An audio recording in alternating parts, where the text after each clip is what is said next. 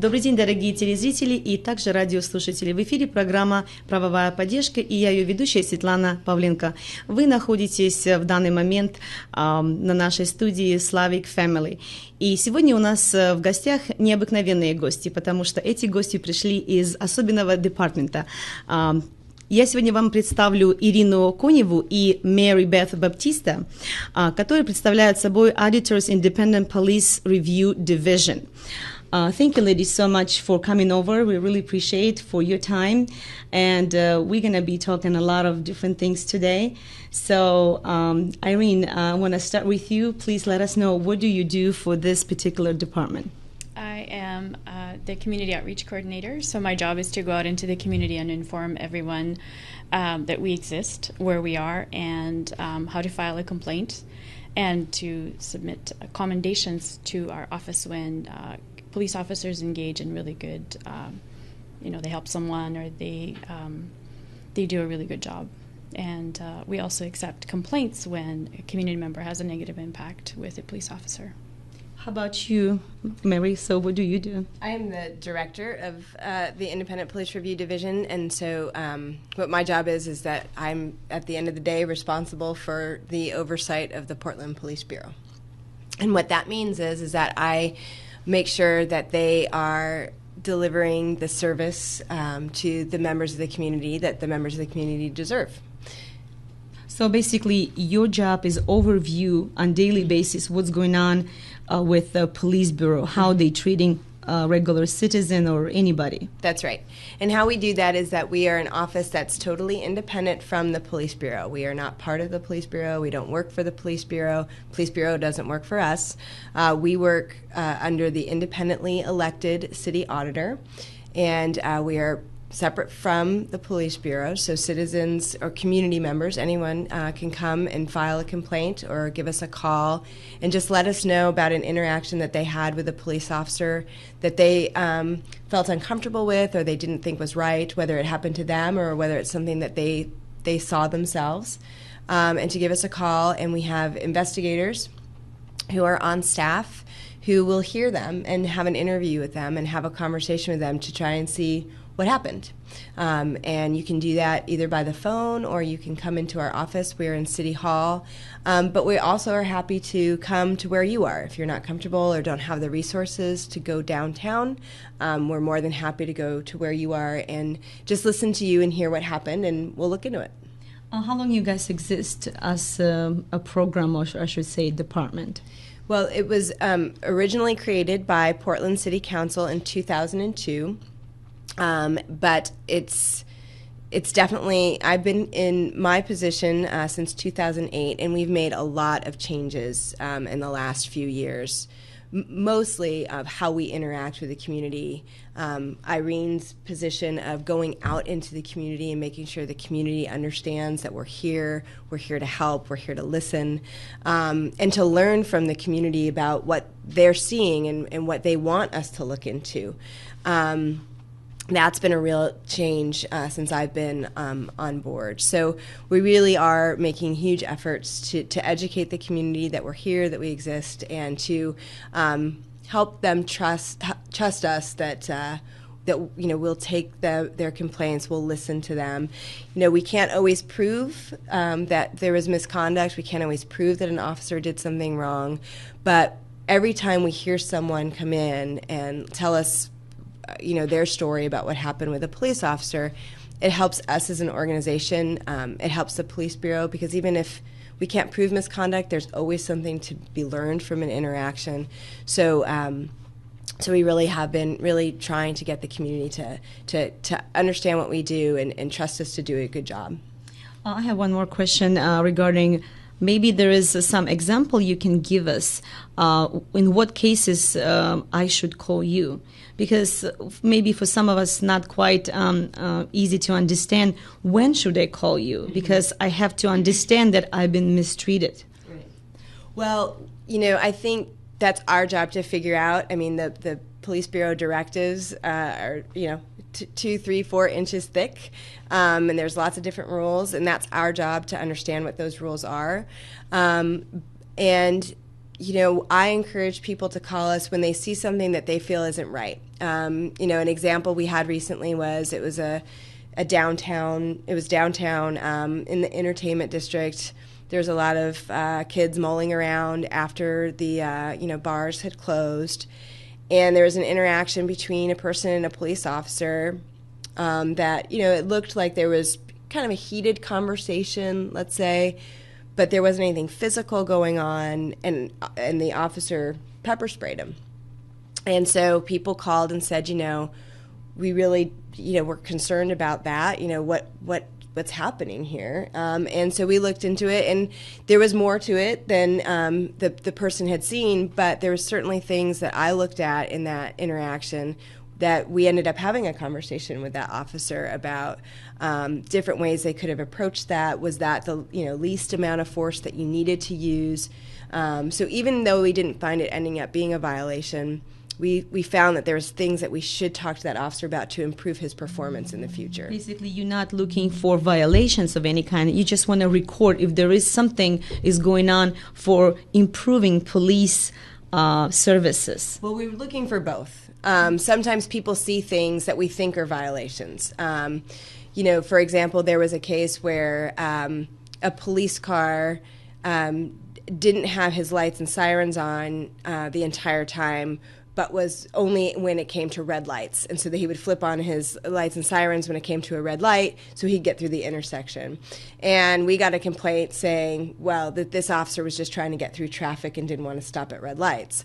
Well, it turns out that the officer was going to a robbery in progress, and it's allowed to not have your lights and sirens on if you think that will give it away to the suspect that the police are coming. So that's something that we looked into to decide whether or not there was a violation. There wasn't, and we were able to educate that community member, look, he wasn't just going through red lights to get through 5 o'clock rush hour. There was a reason.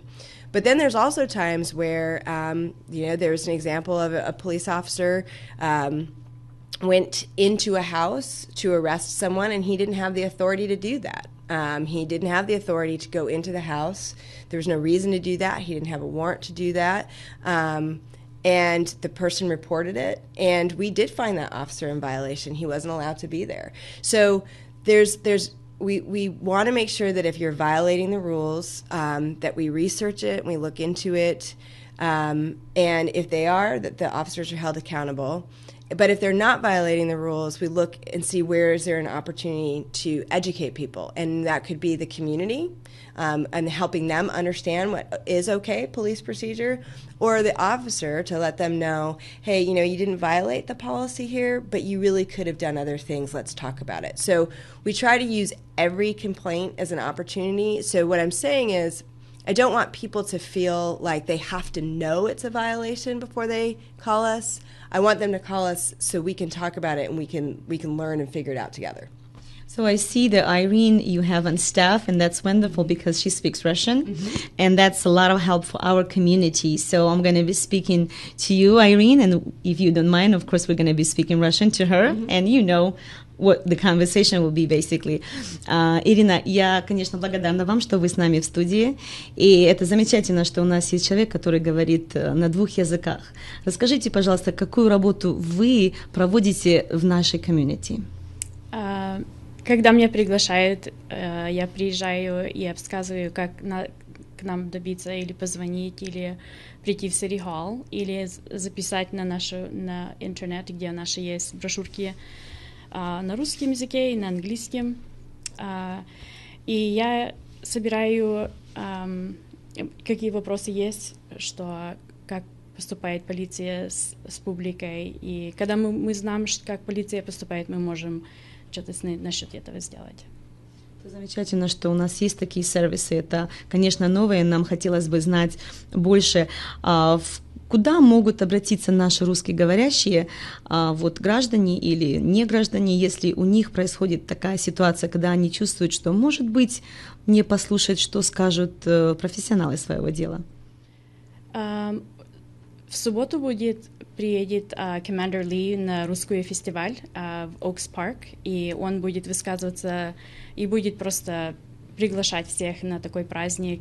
И будет очень хорошее время приехать и поговорить с Commander Ли, который уже с русскими много содерживал связи. И приедет офицер Наташа Хансбергер, она привезет свою полицейскую машину, и они просто будут там с публикой знакомиться, особенно с молодежью, чтобы молодежь могли подойти к машине, посмотреть и спрашивать вопросы.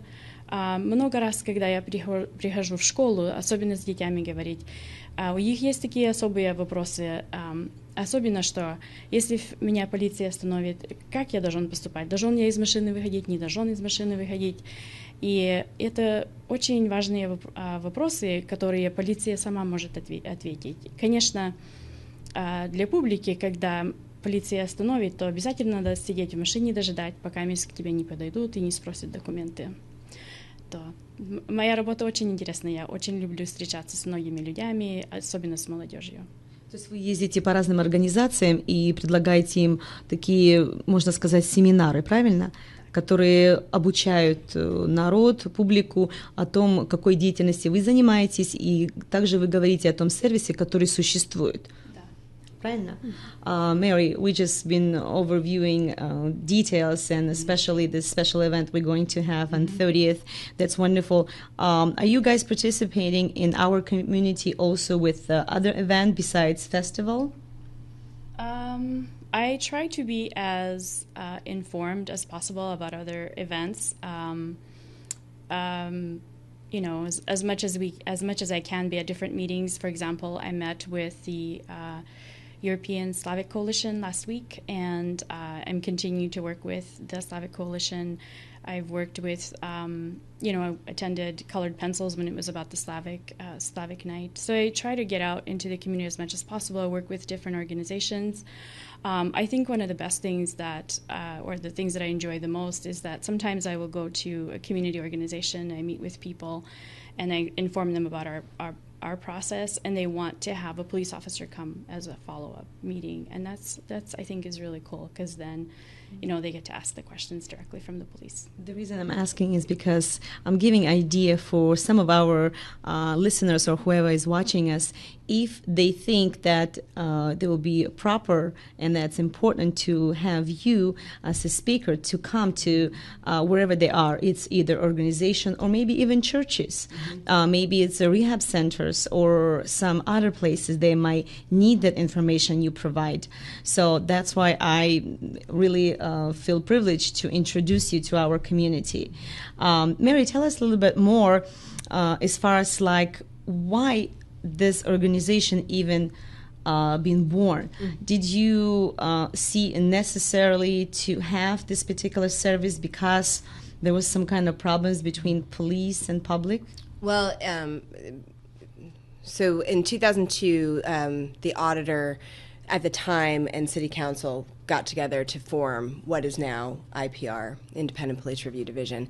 And that came out of a series of events, a series of officer-involved shootings that were controversial, some use of force cases that were also controversial. And so there was always a form of police oversight in Portland. It used to be housed in the mayor's office, but the mayor is usually the police commissioner, so that's not very independent either. There wasn't as much staff or as much citizens' involvement in the very early days, but because of some of these more controversial cases and because of the public's outcry regarding those cases, it was clear to city council at the time that they needed a more independent oversight body that actually had more enforcement powers than the original just kind of oversight that existed in the mayor's office that was, the staff of all of one. So really it was the public outcry, it was the public's, demand for more oversight of the police bureau that created IPR. And throughout our history, there's been times where we've gone back to city council and said, we need different authority or additional authority. And in fact, in March of 2010, while I was here, we did that.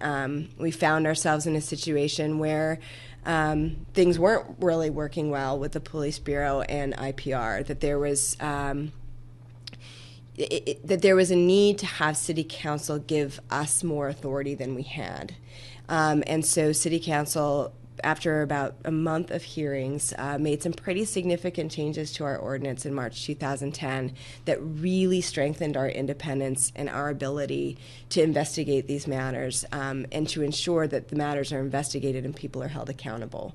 So we now have far more authority on our own to investigate things, and we also are far more involved in the discipline process. So we were talking before about sometimes they're just learning opportunities, but sometimes they're violations of policy. So now when we find that there's a violation of policy, myself or my assistant director are now allowed to sit and vote on a board that makes a determination about what happens to that officer, if they're disciplined.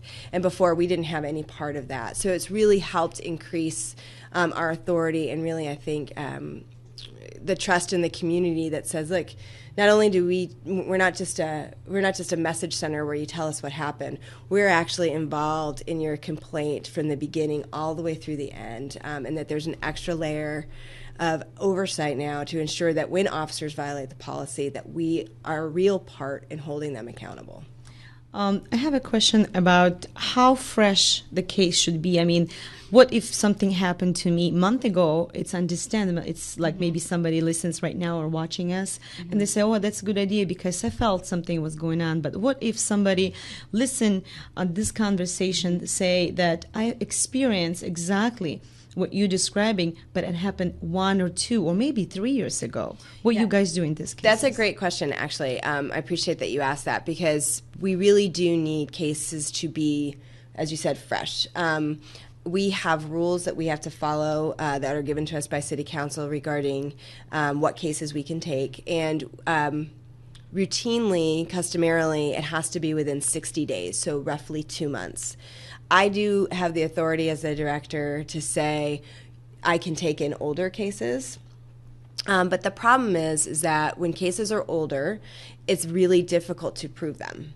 Memories aren't fresh anymore. There's been a lot of opportunity for people to talk. You don't, the officer's memory of the event's probably not going to be fresh anymore. People that you may have been able to get, nearby that could have been witnesses, you don't know where they are anymore. So, that's one of the reasons why we want cases to come in within that 60-day time period, because we feel like at that point we can really get some good, strong statements from the person involved or witnesses involved, or we could find witnesses that would help prove it. And so we really try to have those cases be as timely as possible. And another question, of course, you working only with Multnomah County, or what type of how far, I should say? Another good question, yes. Exactly. It is just the Portland Police Bureau. So it's not Gresham, it's not the sheriff, it's just Portland Police Bureau. So we don't have authority over any other police agency, just the Portland Police Bureau. Okay. But we can also, another thing that people often say is, well, I don't know the officer's name, so how can I complain? We have ways to find out who the officers are, so we really don't want people to not complain because they think it's a Gresham officer or they're not sure if they got the right name, because we are really able to, we have access to all of the police data systems. So if you're able to give us a time, a location, and a general description of the officer that you interacted with, we will be able to, it's very likely we will be able to find who that officer is. That's great. What about the police who is in high school? Because I heard before that there's a real police officers in high school. Mm-hmm. It's not just the security. There is a differences between the security officer and the police officers, of course. So you only overview police officers. You not overview any security officers, right. Correct? Right. That's right. So that applies also for school. That's right. So what would you tell us about the school incidents? Well, we definitely want to hear about the school incidents. That's something that we've talked about several times, and we've made some efforts to get, to work with the school police. They are real police officers. They have real bosses, commanders that we can go and talk to. And we encourage people to give us information, come and talk to us if they have issues around officers' behaviors that are in school. Just because they're in a school setting doesn't mean that they're not responsible for following the policies of the Portland Police Bureau. So we do need to know about those things. Another question I have, of course, because all the information you provide is very valuable, and the reason I'm asking so in details because I want them to people to understand in what cases they should really pay attention if there is something going on either with them or with somebody else they are with. For example, what if some person say, I don't feel like to call you just because I don't want to be like some kind of a snitch, I should say. And I think that's very important in our community because in our culture, people try not to go behind and complain. So tell us a little bit more so will people understand what is really actual complaint or when you just, kind of cutting some corners. Not that I can change a culture on a television show, but it should not be looked at as you're going behind the officer's back. The officers absolutely know who I am, and they absolutely know what my job is, and they understand what my responsibilities are. And so my whole job, our whole division, has been set up by this community to hear that. So it shouldn't be viewed as you're going behind an officer's back. You're actually using what the community wanted, which is an agency that's separate from the police bureau that can hear these complaints. So first I would just say, to try and understand that the community has set this up because they want there to be that independent body. And it's not like you're going behind the officer's back. You're going directly to the person you should be going to, which is by calling us. So that's the first thing. But like I said, I understand we're not going to change culture on a television show. There are ways that we can make you feel more comfortable about complaining. You do not have to give us your name. You can do it anonymously. The only caution I have about anonymous is please still give us your phone number, give us an email address that you set up that's just for this purpose. For communication purposes, exactly. Because the problem is that we can't do anything with cases we can't prove. So if you want to withhold your name, we can do that, but don't withhold your contact information because we do need to call you. We do need to contact you. We need to have that information from you. So I know then there would be people that say, well, if I tell you what happened and I give you too much information, the officer's going to be able to figure that out. That might be true, but there's very strict rules on the books regarding retaliation. And if there's any evidence whatsoever of retaliation, then I open up my own case on it. And I look into it as that's another layer of misconduct that's taken very seriously at the Police Bureau. So, I know it's a fear, I know it's a concern, but, I really encourage people to use the system that was set up by this community, by City Council, to come forward and talk to us. And we will do what we can.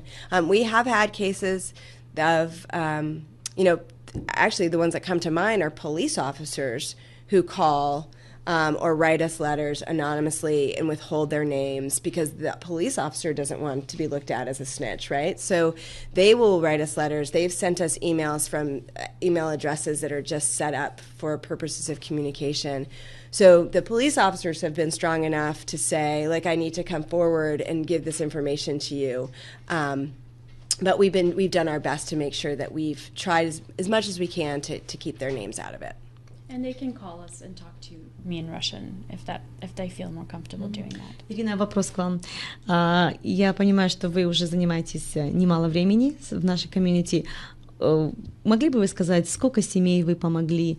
Вот конкретно были такие случаи, когда действительно вы могли изменить ситуацию, если с кем-то поступили несправедливо, может, если так выразиться? Это если когда они пришли к нам? Да. Может, 5-6, как начался год. Мы раньше не считали, я не замечала, сколь. Этих несколько месяцев, как прошлые многие люди звонили нам. И много раз было, что уже долгое время прошло, и они только про нас узнали. Одна женщина позвонила вот недавно, уже было 2 года, как получилось. Но мы долго с ней поговорили, она приехала, встретилась со мной, мы лицо на лицо поговорили, но, конечно, уже было поздно. Но за эти несколько месяцев очень много людей, может, 8-9 людей, которые позвонили и со мной поговорили, или с нашими investigators поговорили. То есть это была достаточная информация для них, и они увидели разницу. То есть это очень важно, когда человек обратился, и ему выделили время, объяснили, что он будет знать на будущее, правильно? Да. И много раз бывает, что придет мать и так жалеет своего сына, что уже получилось давно, и всем поступили неправильно. Он, может, уже сидит где-нибудь, или и уже ему пришлось уехать обратно в Россию или что такое. Но много раз ей утешение, что знала бы я раньше, я бы могла что-то сделать, а сейчас я уже поздно. Но на другой раз, если получится, я подружке скажу, и один через один человек, каждый другому рассказывает, и больше стали звонить русские люди. Well, thank you so much. Our time is up, and I really appreciate, ladies, for coming over. I know you're busy and you're doing a wonderful job. We hope, looking forward to see you again, and maybe in future we come up with something more. Maybe we will introduce police officer for our community, and we're looking forward to working with you in the future. Спасибо, дорогие телезрители и радиослушатели, что вы были с нами. Наша программа подошла к концу. И, как всегда, хотелось бы сказать, не забывайте о ваших правах, но помните о ваших обязанностях. Всего доброго.